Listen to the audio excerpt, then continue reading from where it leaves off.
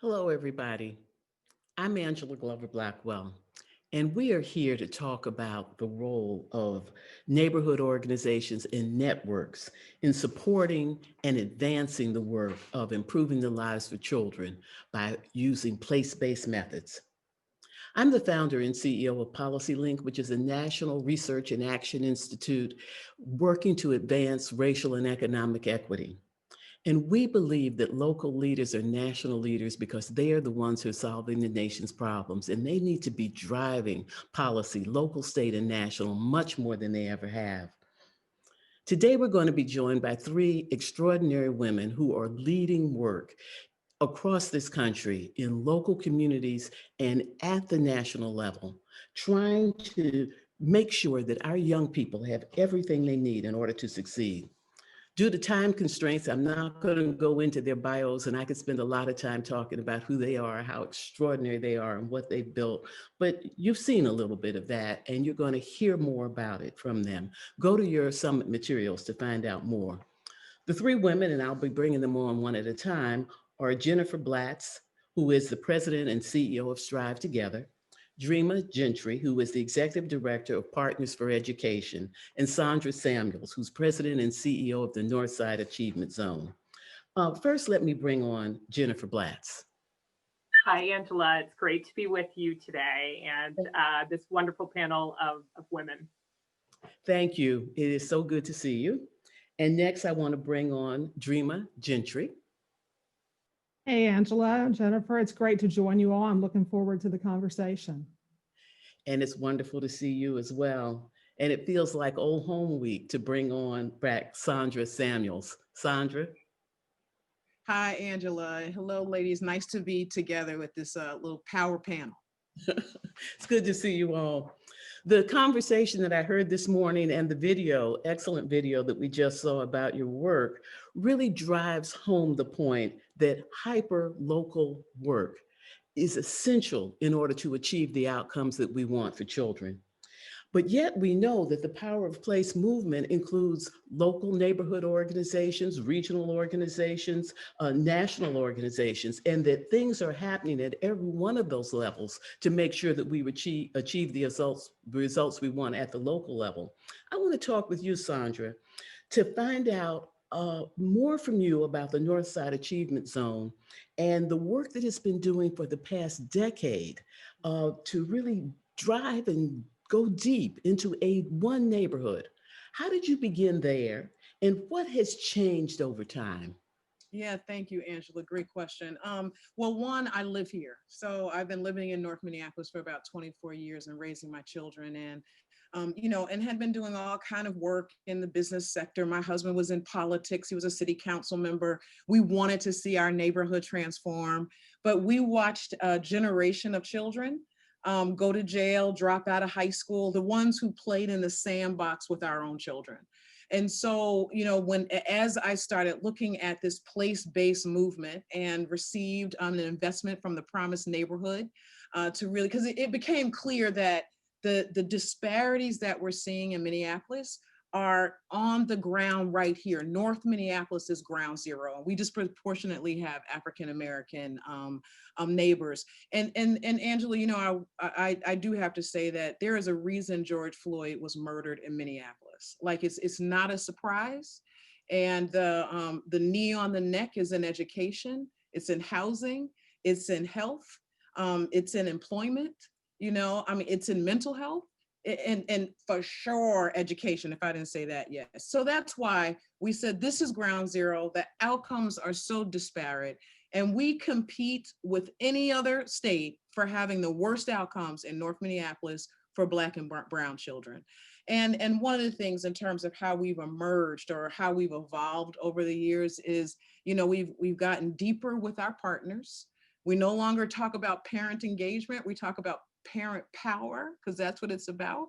We're working much tighter on systems and policies also. And lastly, even in Minneapolis, we can't do it alone. We now have a statewide network that's working in the power of place-based organizations. StriveTogether has really helped us. It's Promise Neighborhoods and Strive communities in the city and in the rural area. And we take our show on the road to the Capitol. We're learning from each other, but we're also getting funding together. Thank you for that. I want to turn to Dreama. The Partners for Education is really working in Appalachia with the students, really trying to dig in on these educational outcomes and connecting to college and career. How does the hyperlocal fit into your work? When people think about rural, they often are thinking about vast land and miles apart, but still there is the framework of hyperlocal. Could you talk about that? Yeah, I'd be happy to, Angela. And I think when we think of rural, it really is, you have to think of the region. So we're working in Appalachian, Kentucky, which is 54 Appalachian counties, and it takes me a few hours to drive from one side to the other. But we knew that when we're doing this work, it's not going to impact place and communities unless it is local. And so the short video clip you saw was one of our promised neighborhoods in Knox County, Kentucky. And so what we do as this thinking about the region is take this framework of results, of data and best practice into the location, into the community, and many of our places in Appalachia, it's into the county. And they are the local leaders who, like Sondra said, they live in the place. And they also are the ones that we're hiring to lead the work and to do the work and to engage others. And so they design the program, services, and activities. And so I think what we've realized in rural is that you have to have this framework of results, of data, of best practice, but then you take that in to the hyper-local level and let them be the architects of the programs, activities, and services. And they really have the voice and the power at that point. And so how have you, Dreama, been thinking about partnerships and local? Partnerships and local, how, to give people a sense of that. So for us, the key partner in our work is our public schools. And in our region, most of the schools are public school districts, right? And so our promised neighborhood looks very different than Sondra's and Jeff's and what's happening in other places because it really is centered in the school. So we start those relationships with the schools and the positional leaders there.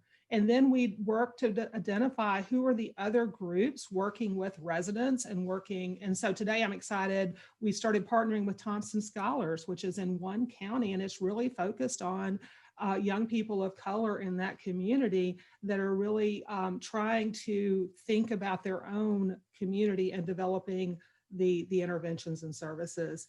And so the partnerships there, and then it's also national partnerships. One of the things we don't have that that Sondra has is we don't have the corporate partners, and we don't have the YMCAs and the United Ways and the community-based agencies. So we've had to look nationally to groups like StriveTogether, Save the Children, different organizations that also have a commitment to rural and bring those partners into the hyperlocal level. And so we've had to work both building the partnerships at the hyperlocal, but also the national level that has that frame of local. I thank you. And let's just go to Jennifer. That was a perfect setup. StriveTogether is working with national organizations and working with over 70 communities, trying to ensure that every child has a chance to succeed, every child, so that we don't allow for race, ethnicity, poverty, or any circumstance to hold children back. How does your work as a national organization fit in with your partner communities? And how do you see the importance of the hyperlocal work? Yeah, thanks, Angela. That was the perfect setup. I think both of these conversations really demonstrate how important local neighborhood targeted work really can inform the type of systems transformation that we need to see across communities, across states, and nationally in order for every child to truly be able to thrive and reach their full potential. And so the way that looks on the ground, which I think both Sondra and Dreama gave excellent examples of that, and I'll share a couple more briefly, are really when we are working to support. We have 70 communities that we work with across the country and support them. We're really working to help them employ what John Powell has called targeted universalism. So if we're trying to change policy at the systems level and really transform systems, we have to take on very targeted strategies. So one example I saw when I was looking through the chat earlier and looking at the panel, that there were a few people from our partnership in Salt Lake, Promise Partnerships of Salt Lake. And so in the greater Salt Lake region, you have 10 distinct neighborhoods. And take South Salt Lake, for instance, the unique characteristics of that community and the demographics of that community, which is the most diverse in the Salt Lake region, a large refugee community. That partnership, that greater regional partnership, has focused very specific targeted strategies in the neighborhood of South Salt Lake. For example, they have created what they've called their community, their grassroots fellows internship program. So they have individuals who are from the community, young people who speak the languages, can be with the community and can take on strategies like signing up children and families for early childhood assessments, as an example. So the neighborhood work, I think some of the examples that were shared earlier, even on the panel with Jeff and Anne and Kwame around looking at neighborhood data, that is one really important piece of the work. The other piece is, I think, speaks to Sondra, your example of parent power and resident power, and really being able to not only look at very local targeted data to inform our solutions, but share power with community, with local residents, with parents to co-develop those solutions. So that is really how StriveTogether, as a national network that is focused on building the capability of place-based partnerships, is thinking about the intersection of neighborhood and regional work. It's ultimately to transform those inequitable systems, because we would say they're performing exactly how they're designed to perform. So we have to blow them up, really redesign those systems, but we can't do that without the very targeted local data and local resident power in defining those new systems and new solutions. Thank you for that. I want to pose 3 questions now and ask you all to weigh in where you think you have the most to add on any one of these. It's so important when people are thinking about place-based work that in addition to the cultural dimensions and the intimacy of place and the proximity that Brian Stevenson talks about, being proximate, we do this to have an impact.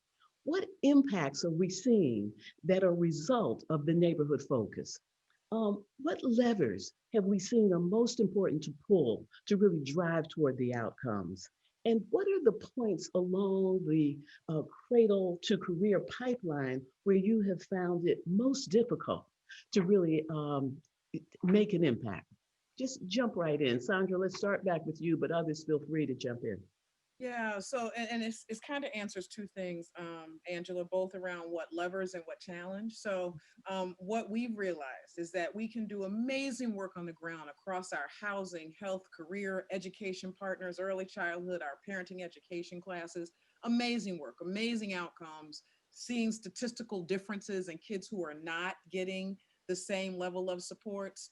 And we can do that ground game, but if the air game of policies and systems that so directly impact the ground game are not transformed, we just continue to go backwards. And I realized I had this epiphany.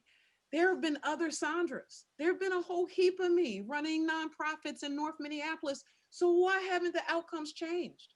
And these are good people, great folks doing some great work. And I know it's system. And I just one example, we have arguably the largest gaps in education around the outcomes for Black children and the outcomes for white children. In fact, very recently, our superintendent said, if you're a child in Minneapolis, a Black child, you have a 50% chance of being educated. As of last year, 22%, only 22% of Black kids were reading at grade level, 80% of white kids are reading at grade level. So seismic. And when we try to address some policies, Angela, we get hit with like a brick wall. But everybody at the Capitol and all the legislators say, we want more equitable state. we really want the achievement gap to go away. One example, can't move this thing, teacher experience. In North Minneapolis, the average teacher experience is 9 years. In the more well-heeled parts of Minneapolis, it is 22 years, right? And there are policies that don't, and then we're not even getting into salary. There's like a 20,000 difference in terms of what teachers in my neighborhood get paid versus teacher in Southwest Minneapolis. We can't change that. I mean, we're working on it. That's just one. I could give you systems issues and policies in housing and career and early childhood, and it mounts up to a real formidable obstacle to upward mobility. Thanks.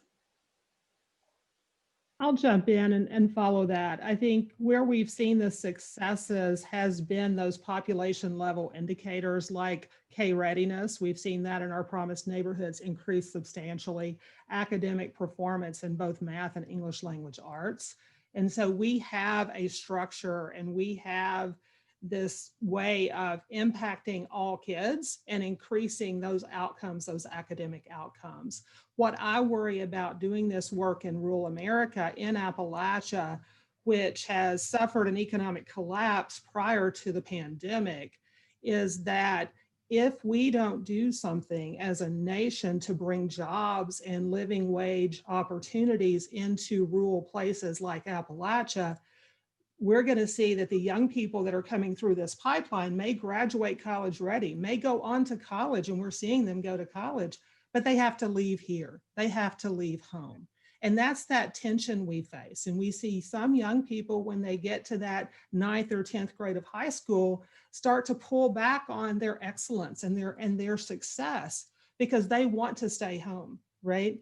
And so the challenge we face is how do we bring and how do we work within a system to create jobs and opportunities in a place that folks can, young people can thrive, but also have that ladder to economic mobility at home.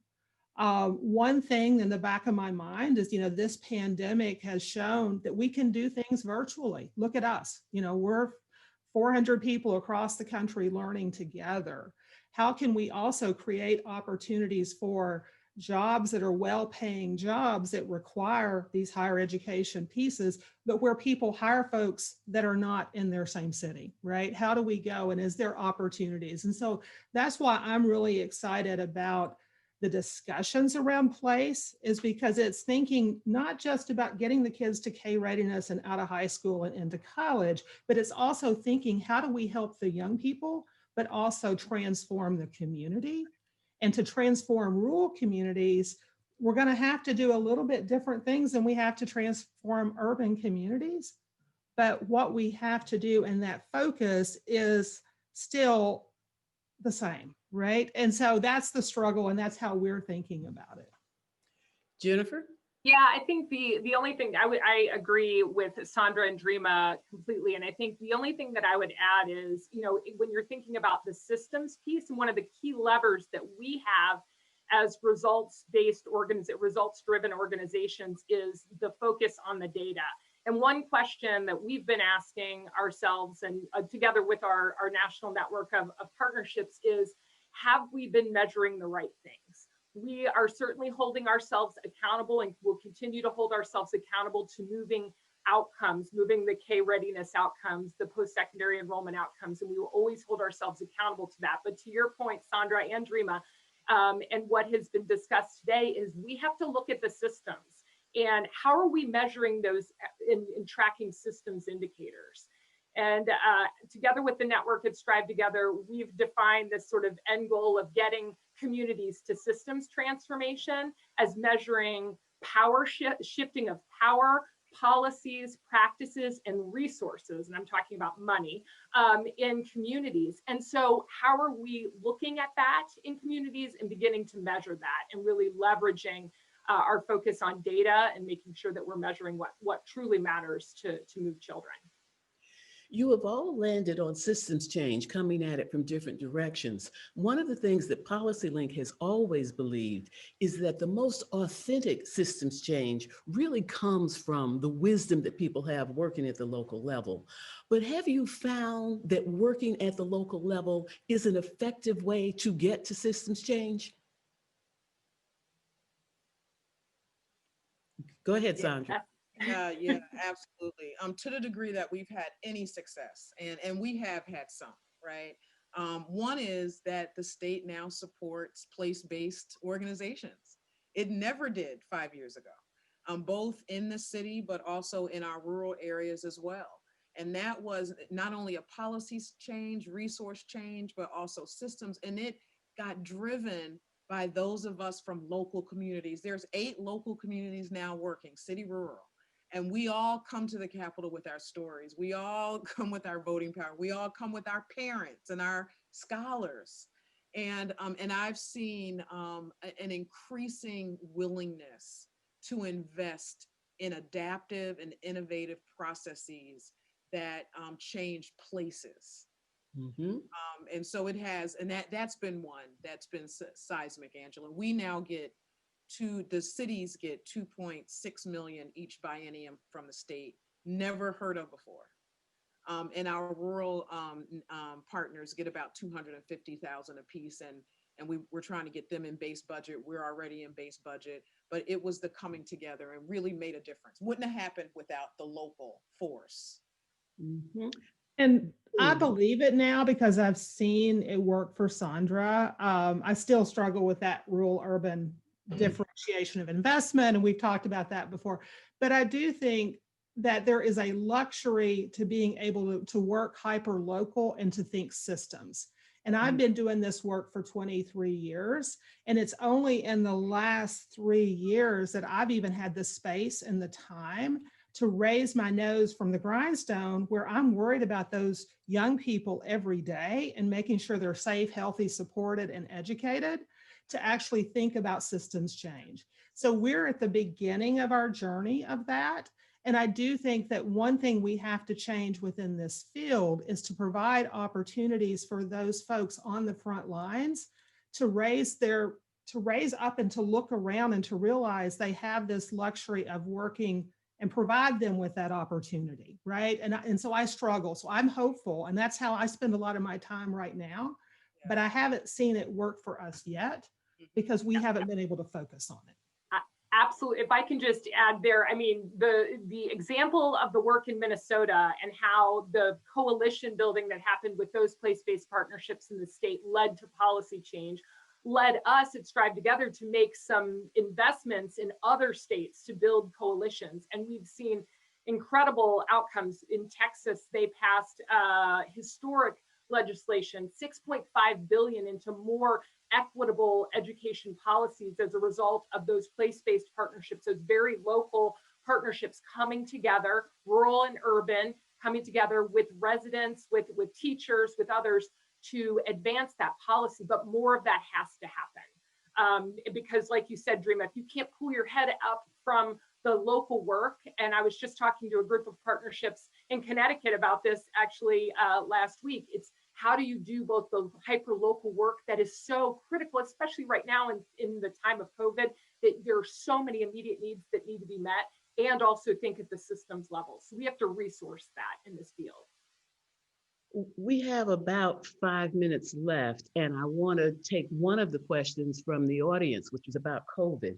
How has COVID impacted your work? And as we try to move toward an equitable recovery, what are some of the most critical roles that network and neighborhood organizations can play? I could jump in there first. I think what we realized in COVID is that we needed to prioritize. And we looked at the early part of the pipeline and then that part of the pipeline of young people leaving college into post-secondary as the most fragile parts of our pipeline. And so using data to determine that, but also bringing in the voice of young people and parents to influence that was important for us. What we also realized with the pandemic is that there is essential needs that families and young people have that are not being met. And so we also have to bring in to our place dollars that can be passed through to families and to young people and to those on the front lines. You know, we had a family that was struggling because they did not have a refrigerator in their house and their child needed insulin. So they had a cooler on the back porch they were trying to put ice in to do it, right? But we were able, because we finally did get some unrestricted dollars for basic needs, that we were able to help with that one thing. So I think we have to remember we're changing systems and we're trying to do this at the big level, but how do we also continue to meet the needs of kids and families right now in this moment? Mhm. And I would just add, here's the power of place again. When an emergency happens, if you already have a collaborative of trusting organizations and people, then it's just like, all right, you know, where do we go? Where do we start? You know, and so our collaborative of partners across all of these different sectors started meeting weekly and talking about what's going on in housing, who's risking, you know, losing their places, and what do we do there? What resources need to come here? What's happening in early childhood? How many of our centers are closed? What do we need to do here? So it's the power of people in place who become e pluribus unum, out of many organizations, one system of support. And so we were able to the degree that we got dollars, we knew exactly where they needed to flow, because people don't come in pieces, they're whole. They have housing issues, health issues, so on. And was able to just flow $300,000 to our housing partners for rent relief, you know, $300,000 for a cash assistance, you know, 700 instruments for technology. And the other thing that really helped too, Angela, is I want to give a shout out to Harlem Children's Zone and our Audacious project. This national network in an emergency, this national network, knowing the local networks that are networked, where you can get resources to people on the ground quickly in the areas that are most important, has been key. And I'm really appreciative of that partnership. Thank you. Did you want to add anything, Jennifer? I mean, exactly these examples we've seen all across our network of partnerships that we support, really adapting in the moment, using those trusted relationships, but also the skills and capabilities of being able to use data quickly. I think about the problem of the digital divide. So many of our partnerships were able to very quickly create digital heat maps of neighborhoods where broadband internet was needed, where we needed to deploy computers and technology supports to be able to quickly adapt in the pandemic. And so this type of infrastructure is critical for these emergencies and sense of urgencies, but also the long-term work of really transforming systems so that we aren't in this situation when the next emergency happens. I thank you for your work and for your reflectiveness about it. What you're able to pull out of what you're doing every day is just so powerful. You've reinforced the earlier conversations in talking about Sondra lifting up the racial dimensions of what's going on and how that is a reality in which everything is operating. You really have been able to underscore how it's not just parent engagement, but parent power that is so essential for being able to have that ownership that it takes to really create change. You have emphasized how the nuance that is so essential can only be gotten when you're working at the local level, and that nuance can translate into so many different strategies that then need to be lifted up into policy at the regional level, at the national level. And while you're able to have it, you need more infrastructure to be able to have it in real time more quickly and more deliberately. You also have been really very clear about how that trust, that knowledge, that infrastructure in neighborhood can get called on in ways that we don't even anticipate as we're building it. But once you're in that kind of authentic touch with families, you are a vehicle and a real possibility builder for being able to respond to even things as big as COVID. Your leadership is really, really inspiring. I thank you all for this really extraordinary conversation. Thank you.